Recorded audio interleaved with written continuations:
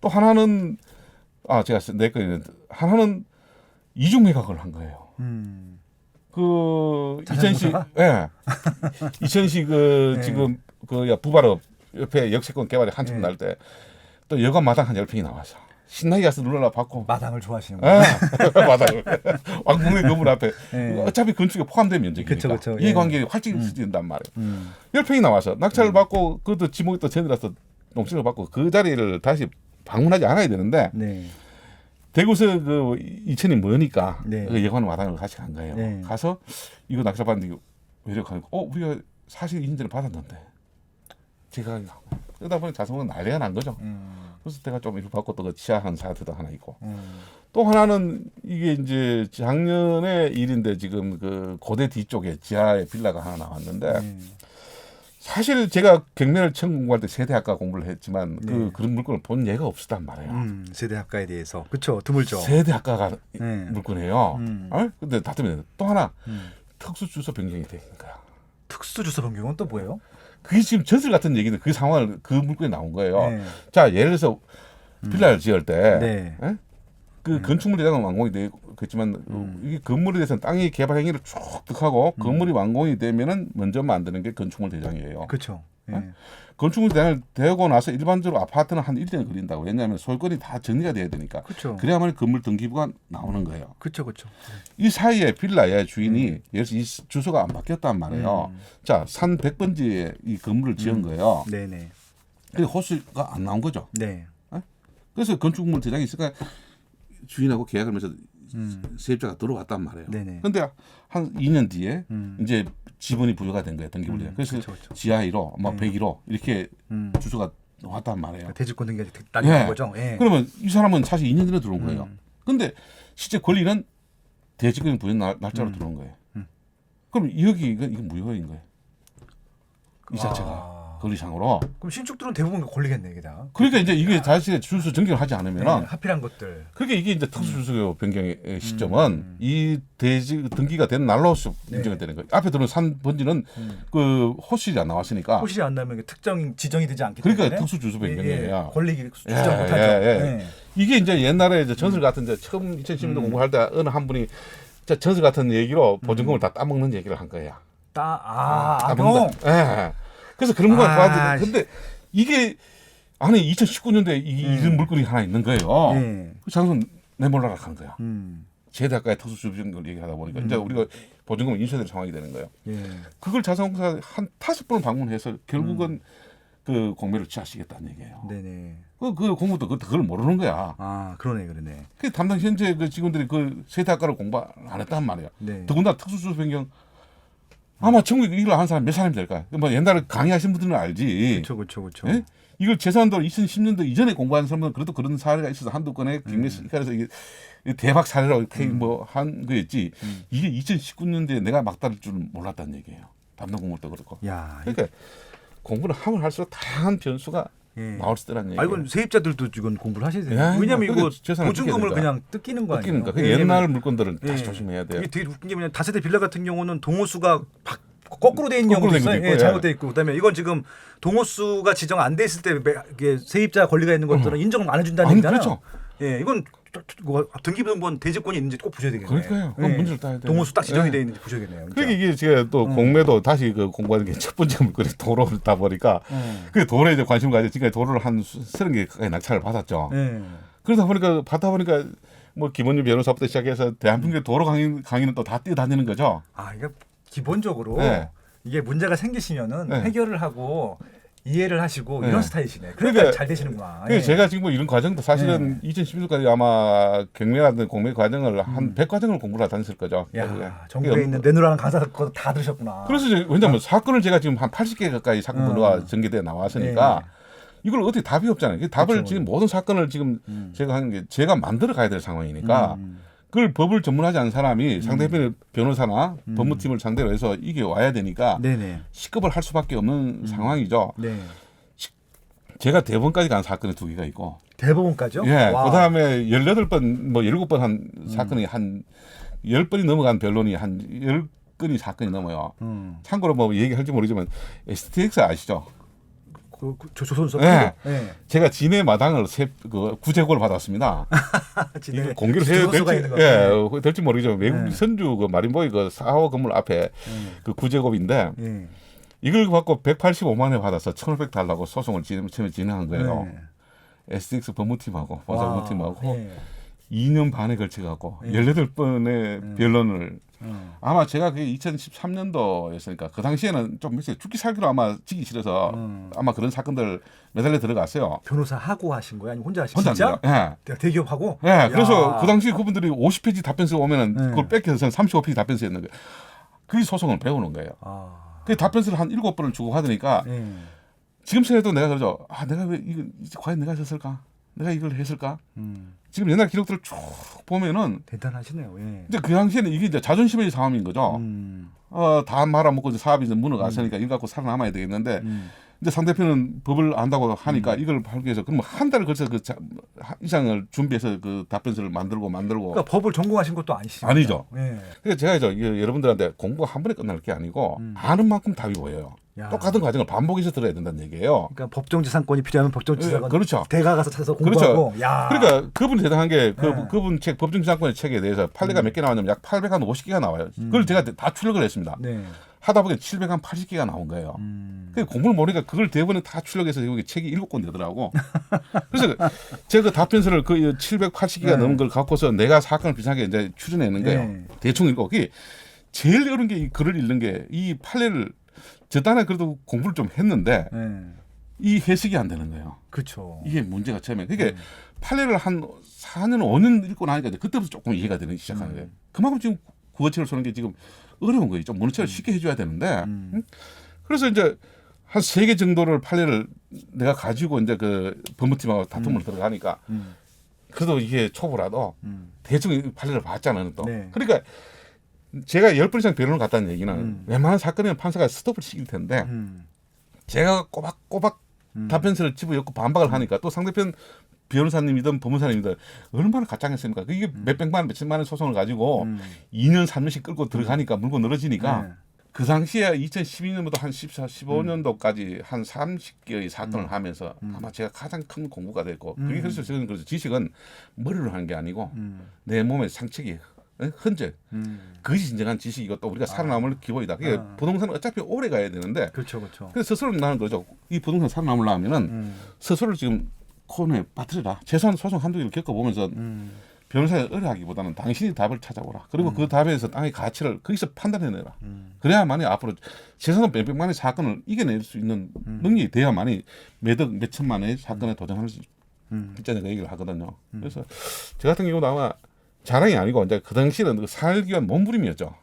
그런 사건들을 그게 2년, 3년 가는 사건을 한 10개를 경험을 하고 나니까 제가 현재 사건을 13개 소송을 진행을 하고 있는데 현재도. 예. 최근 하나 재미난 사건은 제가 고선에 이겼어요, 졌어요. 이겼습니다. 일단 축하. 예. 이기니까 이제 그때서 진짜 그분들이 식사 한 끼 하자고 대법원까지 한 거예요, 그게? 대법원까지 1심에서 1심에서 그냥 포기했구나. 18번. 아니 그러니까 대기업 입장에서 보면 큰 금액은 아니잖아. 근데 그분들이 왜 들어오냐면 만약에 제가 그걸 집행해 버리면은 네. 유사 사례. 전체의 그 보상 가액 금액이 평당 530면 다 그게 인정이 돼 버리는 거예요. 아 그러면 또 다른 사람들까지도 다. 다 하고 자기네가 전체 모든 사건을 지어버리니까 네. 처음에는 우습게 생각을 하다가 내가 그걸 평당 530만 원을 달라고 덤비니까 이걸 결정이 돼버리면 예. SK 연관되는 모든 사건의 보상의 근거가 돼버리는 거예요. 네. 여기 보면은 제가 이 조그만한 땅 구제곱의 땅을 가지고 아마 SK 관련되는 모든 사람이 알게 모르게 주목을 받았겠죠. 그 사건이 그렇죠, 그렇죠. 판사님이 현장 검증을 3번이나 나왔으니까 조정을 하기 위해서. 오케이. 그래서 이게 대법원까지 가기 전에 그냥 1심 끝냈구나. 거기 또 머리 쓴 거네요. 나는. 네. 예, 그래서 또 그까지 하고 나니까 이제 네. 그게 큰 그런 걸 하고 나니까 공부가 되고 네. 법치권에 대해서도 하나의 그런 깊은 공부가 되니까 수많은 다양한 변수가 있겠구나. 우리가 일반적으로 공식에 뭐 법정지가 4개가 성립한다. 그 조건. 사실 그 단답을 외워서는 아무리 적응 못하는 거예요. 상당히 조금만 변수가 나와버려요. 그 매든 부동산은 그 사건 자체가 살아있는 생물이거든요. 그 생물 자체를 이해해야만이 부동산의 그 서로 협상에 이제 그 파악을 하는데 우리가 간단한 기본 공식 몇 개 외워서 그걸 다 한다. 큰 오판이죠. 그러니까 스스로 자기의 공부를 해야만이 이 부동산도 아는 만큼 법을 아는 만큼 배운다. 특히 앞으로 제가 자꾸 소송을 강조하는 게 1년에 1,500명의 변호사가 나옵니다. 이분들이 갈 데가 없다는 얘기예요. 이분들이 우리 쪽으로 들어온다면은 앞으로 변호사님들이 만약에 우리 앞에 서서 그 사건을 방해해 들어온다면 진짜 공부 안 하고 내 재산을 못 지키죠. 그러네요. 특수문건은 기본의 소송을 기본 원리라도 알고 있어야 되는데 제가 이제 하다 보면 제일 안타까운 게 변호사님 알아서 해주세요 하는 분들. 그렇죠. 자기 재산권을 포기한 거거든요. 오케이. 기본적으로 알고 요청해야 된다. 예, 그러면서 아무튼 그래서 공매 네. 그래도 좀 일단은 이제 경매보다 이로운 점들은 이제 법원에 안 가도 되는 것도 네, 있지만 그것 때문에 근데 기본적으로 본인의 법적인 해석이라든지 네. 그 노력은 좀 더 있어야겠네요. 있어야 됩니다. 그래야만 아는 만큼 수익이 보이는 거죠. 예, 이거는 이제 세금으로 그러니까 국세청이 담당하는 거라서 예. 그 법원이 하게 되면 싹 지우고 그냥 깜빡만 주는데 이거는 예. 해결돼야 될 문제들이 좀 있다. 예. 예, 그런 말씀을 드리고 싶네요. 그리고 좀 제가 책하고 이거 예. 좀 자료들을 보니까 예. 농지 예. 쪽에 대가시세요. 근데 또 여기 위반 농지라고 있는데 예, 이게 예. 뭐예요, 이게? 일반적으로 예. 제가 이제 농지에서 한 54개 정도 물건을 받았는데요. 네네. 정상적인 땅은 한 4개 정도였고 네. 나머지 땅은 제가 수익을 낸다는 얘기는 50% 땅값이 50% 떨어졌다는 얘기는 문제가 있다는 얘기예요. 역으로. 문제가 있다. 네, 예. 그러면 실제로 이제 요 지목이 전담과수원에 분묘가 있다든지 네. 그 미등기 건물, 무가 건물, 불법 건물이 있다든지 네. 아니면 용도 변경을 시켜놓은 거예요. 예를 들어서 뭐 콘크리트를 마당을 써서 쓰고 있다든지 이렇게 다스리 되다 보면은 사실은 농지정이라고 하는 개념이 이게 산업에서 주관을 하지만 사실은 농지정이라는 개념은 현재 농지법이 전개가 되어 와서 대한민국 국민 누구나 농지를 사면서 단지 농민이 될 자격 심사를 하는 게 농지정의 발급의 목적이에요. 농취증. 네. 예. 이게 농민이 될 자격 심사를 하는 그쵸, 내부 그쵸. 규정이에요. 근데 사실 왜 농지증이 필요하냐 하면은 농지법보다 그 상위 기관인 등기설례법이거든요. 등기법에서 네. 등기설례법에서 전담가수원은 농지증을 첨부하여야만이 등기할 수 있다. 그 네. 조항이 있는 거예요. 네. 농취증이 있어야지 네. 예, 등기를 칠 수 있다. 아, 그게 이제 등기설례법에서 그 조항이 있으니까 네. 농지증을 요구하는 거예요. 그러면 사실은 대한민국 국민은 이제 농지법이 강화될 때는 자경의 위주로만 농지를 사야 되겠지만 네.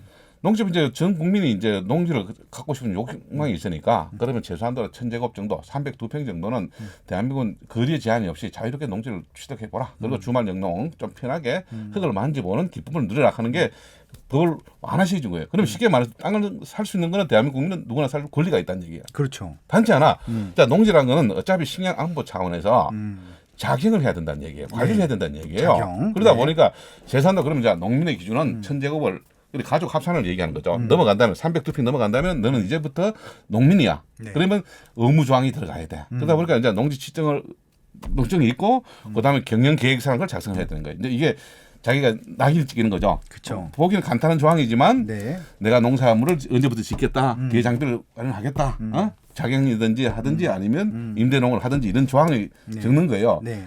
경영 계획서를 썼다는 얘기는 이제 네. 내가 농민이 되게는 서약서를 제출한 거야. 그렇죠. 그렇죠. 그 조건을. 네. 그리고 농사에 의무를 하지 않으면 농지법 10조에서 보통 담당 공무원들은 매년 9월 1일부터 10월 말일까지 그 실제 농지의 실태 이용 상황을 조사해서 안 하면 처분명령을 때리는 거예요.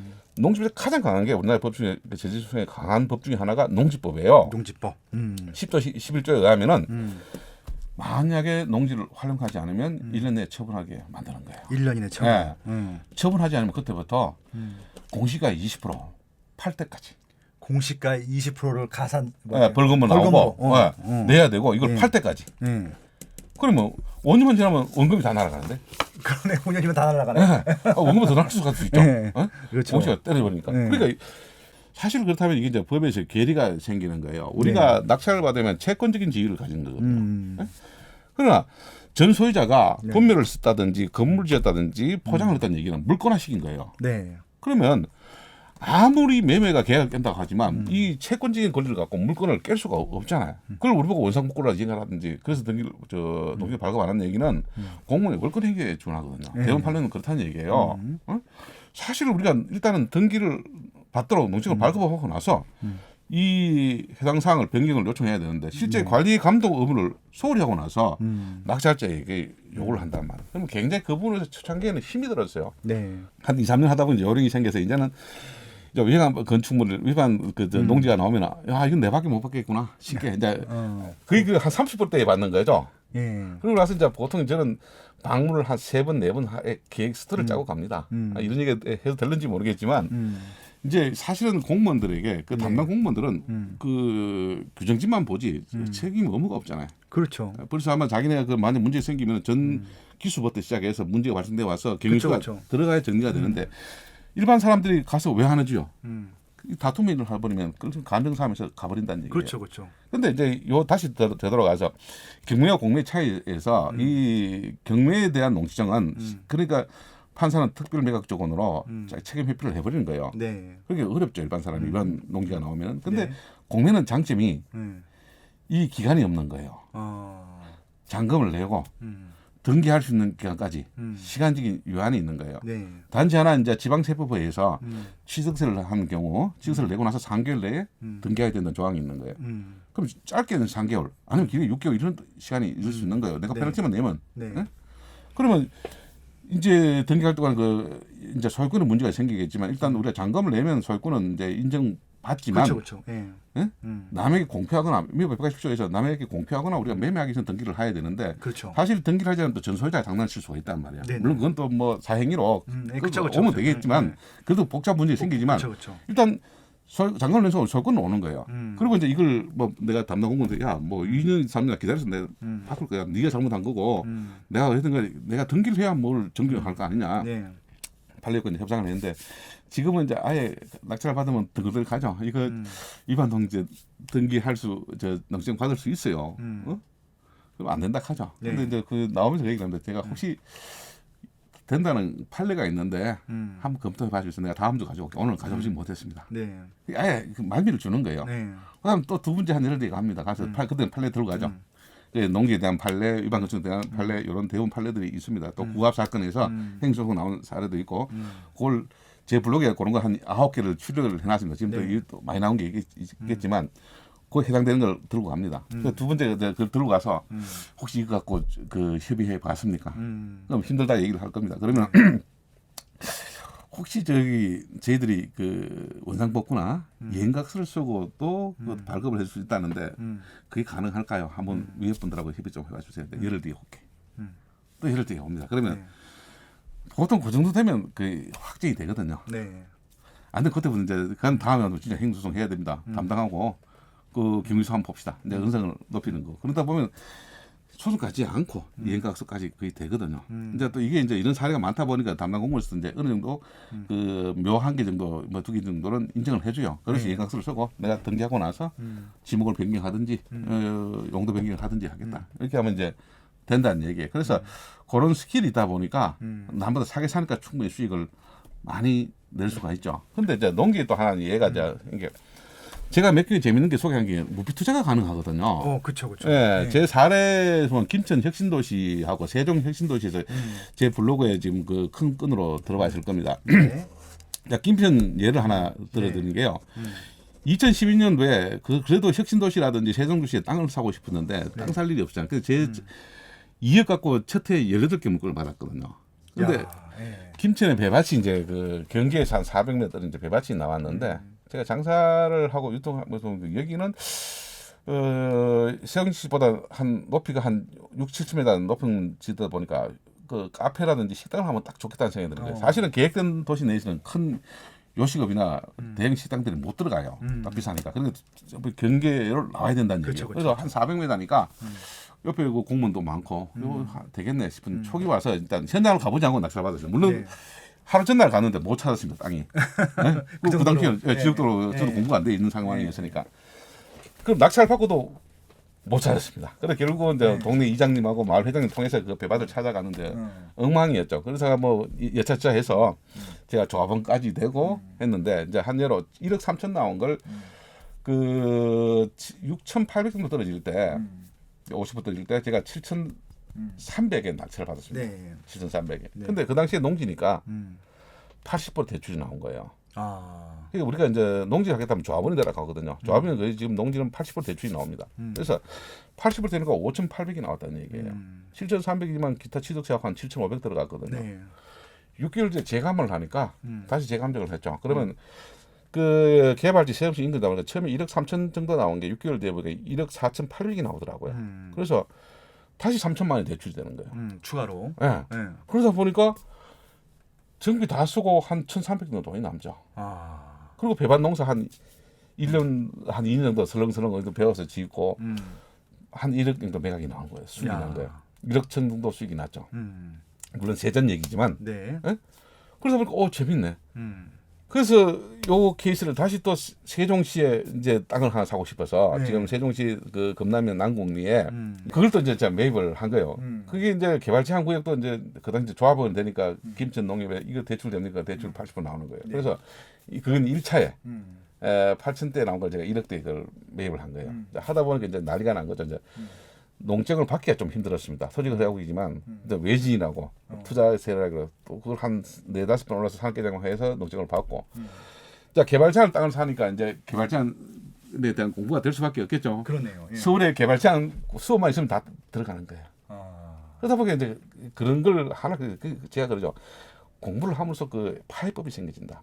그러다 보니까 그쵸. 공부가 되기 시작하는 거예요. 그러니까 이게 뭐 토지 거래 허가라는 게 토지 거래를 하지 말라는 게 아니라 그렇죠. 허가받을 규정을 제대로 만들어서 예. 예, 허가를 받게 되면은 허가를 해줄 수밖에 없는 것들, 그러니까 허가를 해줄 수밖에 없는 근거들을 만드셨다는 얘기잖아요. 그게 이제 저는 그게 토지거래 하구이관 자체가 그렇죠. 왜냐하면 첫 번째는 투기 세력이 우려인데 이제 그렇죠. 외진의 일단, 투기, 예. 그다음에 땅이 가격이 집가가 올라갈 그렇죠, 그렇죠. 지자체가 먼저 사용해야 될 구역이에요. 그렇다면은 토지거래는 한시적으로 3년을 기준해서 최대 2년을 5년까지 늘릴 수 있다는 얘기예요. 그럼 역으로 가면 보면은 그러니까 토지자금에 토지거래 허가구역이 떨어졌다는 얘기는 그 개발의 시점을 사개발의 시점을 알 수 있다는 얘기예요. 그렇죠, 그렇죠. 토지거래 허가구역 내에 공개발이 먼저 하겠다는 얘기입니다. 맞습니다, 맞습니다. 예? 예. 그러다 보면은 우리가 투자의 시점을 알 수 있는 거야. 무슨 말이겠습니까? 그렇죠. 땅을 투자해서 이게 개발 절제 불안한데 예.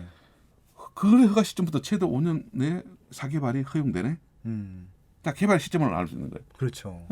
그러면 우리로서는 그 취득할 수 있는 게 현지만 조건을 갖춰야 취득을 해야 되겠지만 우리로서는 자 과수토지에서는 그또 허가 조항에 빠져 나와요. 그렇죠. 뭐 예. 서울도 뭐 5평 미하는 그렇죠. 바로 그거예요. 예. 그 예언. 그다음에 또 하나 경매나 공매에서 살 수 있잖아요. 아 맞아요. 정말. 그러니까 우리 그걸 그러네. 치고 들어가면 되는 거예요. 예외 규정. 예, 그러니까 우리가 이제 또 건축 착공자 이게 남들은 그 하지 말라는 게 위험한 적이지만 네. 그 착공 이유도 그 이유가 똑같은 상황이에요. 그렇죠. 그러니까 제가 이 단어 하나하나의 기본 개념을 재해석해서 공부를 하라는 얘기예요. 이해를 하라는 얘기예요. 예. 그러다 보면은 거기서만 가더라도 현장을 가지 않더라도 땅이라고 하는 거는 한 필지마다 20년의 개발 계획이 그 토지형 계획에 다 숨어가 있는 거예요. 그렇죠. 그걸 볼 수만 있으면 그게 그렇죠. 굳이 현장을 가서 파악할 필요가 없다는 얘기예요. 이 땅에 어떤 가치가 앞으로 바뀔지 정부가 허용하는 한에서 네. 법조항이 그게 다 있는 그걸 보는 것만 뜨면 굳이 현장을 가지 않더라도 이 땅의 변화를 알 수가 있다는 얘기예요. 야. 이 두 개를 겪으면서 야 돈이 없다면 여러분들 일정 금액 가지면 농지만 집중 공략을 해도 살 사람은 일단 저기 저렴하게만 사면 더 그렇죠. 좋다. 그래서 무비 투자 특히 조합원이 자격을 갖추고 시행지 등록만 한다면은 네. 그 정도는 만들어놔야 되겠죠. 그러니까 조합원 되는 건 어렵지 않나요? 좀 쉽지는 않죠. 왜냐하면은 자, 그 조합원의 지분이 예를 들어서 우리가 1,000만 원, 100만 원씩 한 구자를 내는데 그 재산의 가치가 150만 원이면은 일반 사람이 이어주겠습니까? 100만 원에. 그러니까 발전 기금부 등을 좀 인사를 하고 내야 되는 거죠. 그러니까 조합원 자체가 특정의 이익을 목적으로 해서 모였잖아요. 그렇죠, 그렇죠. 그러니까 제3자가 들어오기를 끌어야겠죠. 그러네요. 그러니까 마을의 발전 기금 정도를 낸다는 걸 그 의미를 알고 하시면 가입이 쉽죠. 네. 그럼 딸랑 그 지분 구자당 100만 원 내고 들어가겠다. 왜 가치 그 조합의 자산의 가치는 150만 200만 원인데 그걸 예술 생각 안 하겠죠. 땅을 산다 하더라도 그러니까 그 정도 내가 남는 분에 대해서는 개발 이익을 내듯이 발전 기금을 내겠다 하면은 가능하죠. 그러니까 기본적으로 일을 잘하시는 분들 특징인 것 같아요. 이게 이제 상대방 입장에서 네. 이것들을 결제를 해줄 건지를 미리 다 알고 계신 거잖아요. 그렇죠. 협상이라는 그래서 이제 거죠. 딱 그냥 그렇지 하면서 이제 고민할 필요 없이 그냥 결제만 할 수 있게 딱 네. 만들어주는 시스템을 만들어주시는 거네요. 그러니까 제가 이제 그 어차피 그 상가 오픈을 해봤다는 얘기는 결국 협상이라고 하는 거는 서로가 윈윈을 해야만 윈윈해야죠. 답이 양쪽 다 나오는 거죠. 윈윈이에요. 그러니까 우리가 협상할 잘못된 게 내만 이익을 취하려고 한단 말이에요. 일방적이면 안 되죠, 맞죠? 그러니까 네. 협상이라고 하는 건 윈윈을 해야 되는 거고. 네, 그래야 협상이 그러다 되죠. 보니까 네. 내가 작은 땅, 못생긴 땅, 이런 땅을 사서 내 가치를 최대한 높여 넣어야 되는 거예요. 그러면 그 높이가 터무니없이 높이는 게 아니고 네. 법이 허용하는 태도를 내에서 가치를 재평가해서 내가 높여 놓는 거예요. 그러니까 이게 네. 자기가 절실하고 간절하면은 이런 그게 간절 마냥 간절해서 안 된다는 얘기죠. 그만큼 준비를 하고 공부를 해야 되고 저도 네. 지금도 일주일에 한 40시간 원비들을 보는데 시간을 네. 투여하거든요. 거의 뭐 일주일에 한 4일 내지 5일은 그러네요. 일단 진행되는 물건만 한도 그렇다는 얘기. 이 여담이지만 제가 처음 원비들을 2011년도 할 때 보통 1,200, 300개의 물건이 나왔습니다. 근데 2,000개 진짜 문제 생기네. 2013년 전후에서 2015년 전에서 이게 2,500개, 3,000개를 넘어가요. 문제 나라 망하네. 이 정도까지 얘기를 했단 말이에요. 물론 지금은 이용자선 뭐까지 다 합쳐서 일단 카운팅이 되겠지만 올 5월달 기준에서 처음으로 5,000개가 넘어갔습니다. 5,400개요. 아 이게 온비드 올라오는 개수만 보더라도 예. 부동산적인 측면에서 경제를 예. 좀 분석할 수 예, 있네요. 예. 그런데 지금 이제 4,000개 전후 물론 그 순수 자산공세 나온 건 한 3,900개, 4,000개가 되겠지만 일단 왜든 간에 주당 그 구독수를 통해서 엄비드 구독수가 올라온 숫자가 5,400개를 기록을 한번 세웠단 말이에요. 그리고 5,000개 지금 한 6, 7주가 좀 그렇게 떴어요. 근데 요번 통계청 발표에 하면은 3월달 기준으로 지금 4대 보험의 연체율이 0.3% 가거든요. 자, 우리나라 사업자 전체 몇백만 되죠. 네. 한 7, 800만 되죠. 그렇죠. 그 0.4%면 정수자 아니에요. 그렇죠. 이게 보통 이제 압류가 통보되고 3개월 빠르면 6개월 정도 뒤에 이 등기부에 등기가 된단 말이에요. 그렇죠. 그러고 나서 빠르면 한 3개월 내지 4개월 만에 원비드로 나올 수 있다는 얘기입니다. 지금 국가 재정이 굉장히 열악해서 뭐 신문에 꼭 나와서 세수가 몇십 조가 부족했다고 문제 생긴다고 그러면 이 그나마 받을 수 있는 압류 물건을 빨리 진행할 수밖에 없는 상황이 돼요. 맞아요. 예. 아마 내년에는 6,000개, 7,000개가 될지도 모르죠. 끔찍한 일이. 그다음 역으로 우리가 공부를 하고 준비된 사람한테는 절호의 기회가 지금 오는 거예요. 그러네요. 네? 특수 물건에 조금 관심이 있다면 물건이 적을 때는 좋은 물건이 안 나오겠지만 네. 물건 많을 때는 좋은 물건도 섞어서 나올 테니까. 그렇죠. 그러네요. 왜냐하면 지금 이제 앞에 진행되거는 작은 자영업자들의 물건이었지만 지금부터 나온 게 이제 중견기업들, 중간 그 법인들의 그렇죠. 물건들이 직원들 나오는 월급 거예요. 못 나올 예? 거 아니에요. 그게 이제 진짜 전형적으로 알바계 물건이 나오거든요. 공부를 해야겠네요. 네, 온비드 공부. 네, 그리고 일단 예. 토지뿐만 아니라 건물들도 알 수 예. 있고 아무튼 요 돈 되는 천마돈 소액 투지 통해서 책 내용 실하고 진짜 대부분 거의 다 구체적인 사례 갖고 말씀하셨기 때문에 이해가 쏙쏙 됩니다. 그리고 이제 만사부캐님 유튜브도 있으니까 구독해 주시면 좋을 것 같고 블로그 그리고 또 강의도 한번 들어보시면 아이고 감사합니다. 아무튼 종종 또 이런 이슈 있을 때마다 예. 모셔서 좀 얘기를 듣도록 하겠습니다. 예. 오늘도 좀 오늘- 더 들어보고 싶은 얘기가 많은데 예. 예, 다음에 또 한번 보실게요. 아니, 감사합니다. 좋은 예. 게 주셔서. 마지막으로 해주실 말씀 있으면 하시죠. 자, 소액 토지요. 여러분들 형편이 굳이 있는 분들은 이런 투자를 할 필요가 없습니다. 근데 사실 인생의 재역전을 위해서 필요하다면 간절하다면은 진짜 그 도전을 한번 해보십시오. 어느 분야보다 여러분들이 시간이 물론 소요가 되겠지만 한 2, 3년 내로 여러분들 경험하지 못할 세계를 이끌어줄 겁니다. 온비드가 기다리는 물건은 끝이 많다는 얘기예요. 여러분들이 그 불러주는 물건. 그런데 단 하나, 여러분들이 그 땅의 가치를 알아야만이 그 보상이 간다는 얘기예요. 무조건 산다고 되는 게 아니거든요. 수많은 공부를 해야 됩니다. 저도 지금 또 하루에 그 10시간 정도를 그 일에 매달리고 있거든요. 한 10년째. 사실 10,000시간 법칙 그런 얘기가 맞아요. 아마 온비드는 한 3만 시간의 법칙, 4만 시간의 법칙이 필요합니다. 그 정도를 매진하시면은 아마 노후라든지 지금의 그 불편한 그 경제적 여건이 충분히 전환되기 생각하거든요. 제 같은 경우도 여리 돈이 없어 둔다는 건 거짓말이에요. 제가 최저 상계 87만 원의 물건을 받아서 450만 원에 판 사례가 있습니다. 이게 물론 있는 분 없으면 그 금액이 얼마 안 되겠죠. 그러나 그런 작은 산을 넘어가 봐야만이 큰 돈이 납니다. 제가 현재까지 이런 그 작은 물건 한 80개를 정리를 하다 보니까 거기서 노하우가 생기는 거죠. 그러다 보니까 어떤 물건에서 뭐 매독도 쉽게 벌 수 있는 그 경우를 만들어 갑니다. 자, 아마 저하고 그 사례가 제가 공부할 때는 이런 걸 하시는 분이 없었는데 아마 주위에 요새 이제 작은 토지라든지 이런 공부법적인 그 책들이 많으니까요. 여러분 분명히 얘기하지만 공부하는 만큼 노력하는 만큼 답은 보입니다. 자, 오늘 감사합니다. 아유, 좋은 말씀 감사합니다. 아무튼 오늘 좀 많은 울림과 공부가 되시길 바라면서 오늘 방송 마치도록 하겠습니다. 네, 고맙습니다. 네, 감사합니다. 네.